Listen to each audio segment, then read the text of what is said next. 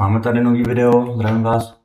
Máme tady nový video ohledně obchodu, chci vám ukázat obchod a deník se všema poznámkama, co vlastně já dělám, jakým stylem si to připravuju a jakým stylem vlastně si to zaznamenávám.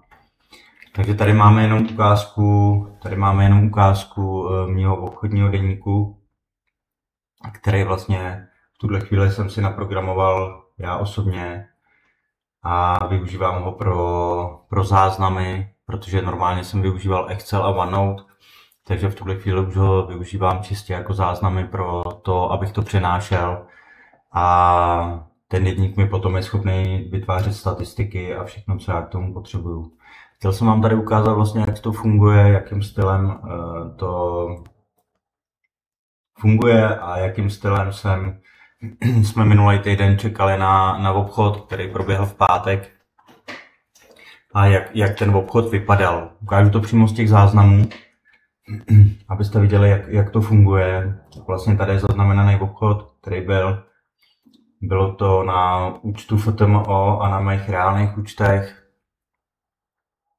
A vidíte, že je tam teda ziskový týden, nějakých $3000, $2800, na jiných účtech to bylo ještě něco vedle. Nicméně teda vypadá to takhle, ukáže vám to ziskový nebo ztrátový dny, kde tady máte pak historii v obchodu, že byl obchod vytvořený 5.12.2025 ve 13:44, instrument ESCO, PL, co to bylo za pattern a kontext, nebo poznámky k tomu danému obchodu, který vlastně máte. Když pak rozklikneme, tak je možnost přidávat obrázky, takže přesně vidíme, jak vypadal ten vstup. Nicméně mám tady i kolonku poznámek, otevřít poznámku, kde se zaznamenávám. Vždycky vidíte, že u každého toho okýnka je možnost otevřít poznámku a u každého dnu si potom zadávám, jestli jsem měl obchod, neměl obchod, jaký kontext, co dá.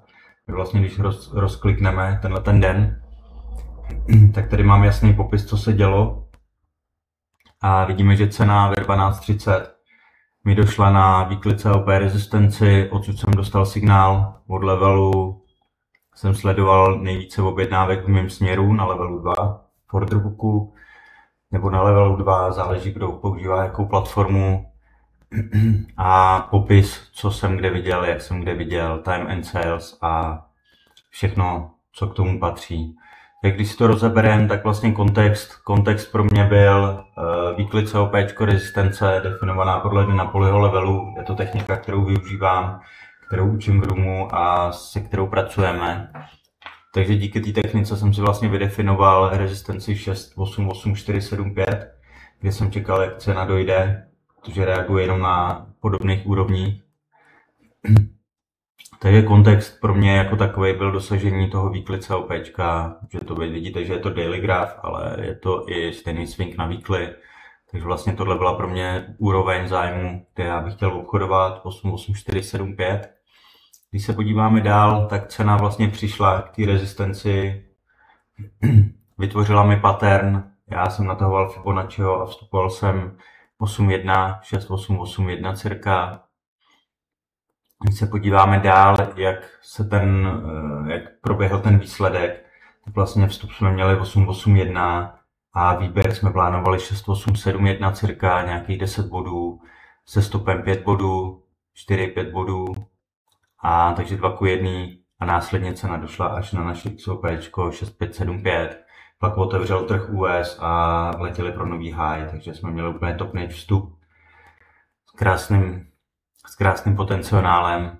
Ještě tady mám jasně uvedený vedle, co sleduju, což je vlastně asijská seance, kde u té mojí rezistence byla vybraná i asijská seance a cena byla nad Midnight Open, nad Daily Open.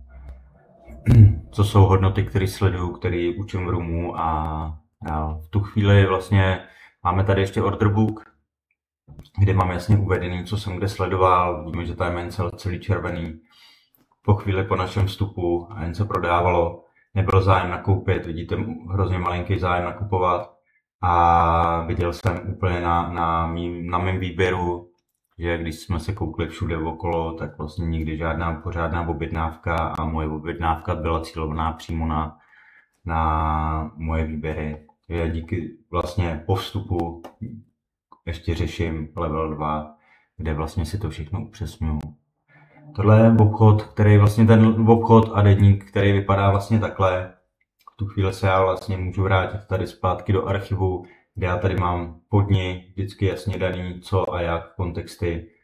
Zpět na dashboard, kde vlastně vidíme, že za minulý týden jsme provedli pomocí této strategie jenom ten jeden obchod, který byl ziskový, byl tam zisk nějakých $2816 a následně teď v pondělí, úterý neobchodujeme, mám tam jenom záznamy o tom, jak to vypadalo. Takže tohle bylo jenom tak jako, jak to vypadá, jak já to dělám, jak to exekujem. Ještě jednou se můžeme klidně podívat na ten záznam, takže záznam vlastně celkového toho kontextu pro daný den a pak přímo obrázky s kontextem, jak vypadaly. Vidíme, že cena 668475. Na ní máme ten náš pattern, který vysvětlujeme, učíme se, má určitý nuance, takže je potřeba opravdu vědět o tom všem. Následně teda vstup a profit a řízení risku, tak jak mělo být, další kontext k tomu, nebo kontext, to jsou přidané hodnoty k tomu danému vstupu, který tam sledujeme, plus teda ještě sledujeme level 2 nebo order booky, tok objednávek a všechno, co k tomu patří. Všechno tohle, co vám tady ukazuju, tak vlastně já vyučuju v Roomu nebo v Roomu je to vlastně moje level by level akademie.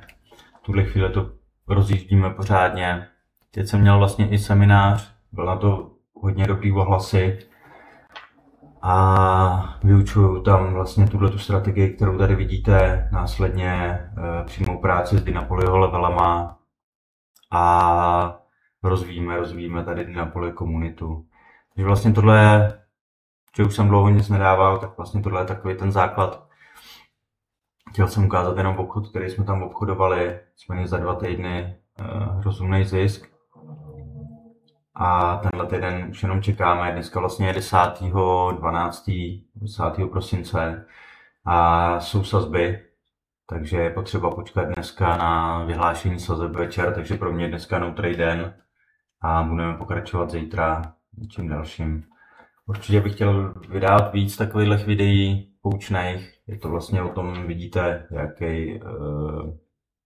vidíte, že je i možný, protože já jsem hodně bojoval nebo bojuju s tím, že něco mám v Excelu, něco mám ve OneNoteu, něco mám tamhle, na něco používám tohle, takže jsem to potřeboval sjednotit, takže vlastně jsem si naprogramoval něco takového, postupně to ještě dolaďuju, ale je to ideální varianta, kterou si chci ubírat, abych to měl prostě každý den v jednom systému. Takže může to být pro někoho jako inspirace a může to být pro někoho jako inspirace, kudy se vydat, co je všechno možný a jakým stylem k tomu přistupovat.